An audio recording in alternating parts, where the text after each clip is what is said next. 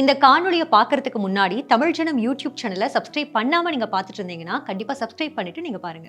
கர்நாடகாவில் முதலமைச்சர் சித்தராமையா துணை முதல்வர் டி.கே. சிவக்குமார் இடையேயான மோதல் தெருவில் நடக்கும் குழாயடி சண்டை அளவிற்கு முற்றியுள்ளது. கர்நாடக சட்டசபை தேர்தலுக்கு பிறகு பதவியேற்பின் போதே காங்கிரஸ் அரசில் யார் முதலமைச்சராவது என்ற குடுமிப்பிடி சண்டை தொடங்கிவிட்டது. எப்படியோ வயதில் மூத்தவர், அரசியல் பலம் என்றெல்லாம் சொல்லி காங்கிரஸ் தலைமை டி.கே.எஸ்ஐ சமாதானம் செய்து சித்தராமையாவை முதல்வராக்கிவிட்டது.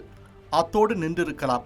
டி.கே.எஸ்ஐ குளிர்விக்க அவருக்கு துணை முதல்வர் பதவி கொடுக்க பிரச்சனை அங்கிருந்துதான் தொடங்கியது. ஆரம்பத்தில் பனிப்போராக நிலவிய காட்சிகள் தற்போது இருவரும் நேரடியாக முறைத்துக் கொள்ளும், முறுக்கிக் கொள்ளும் சண்டையாக பெரிதாகிவிட்டது. ராகுல் காந்தி, மல்லிகார்ஜுன கார்கே இருவராலும் கூட இவர்களது மோதலை தடுக்க முடியவில்லை.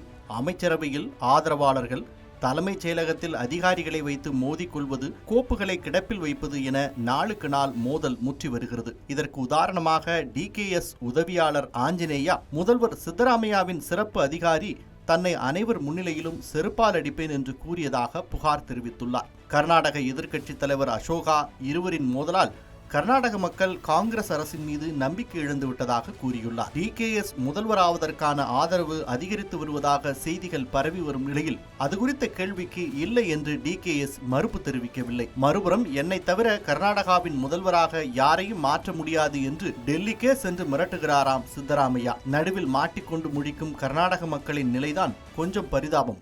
இது மாதிரி பல சுவாரஸ்யமான தகவல்களை பார்க்கணும்னா தமிழ் ஜனம் யூடியூப் சேனலை சப்ஸ்கிரைப் பண்ணுங்க.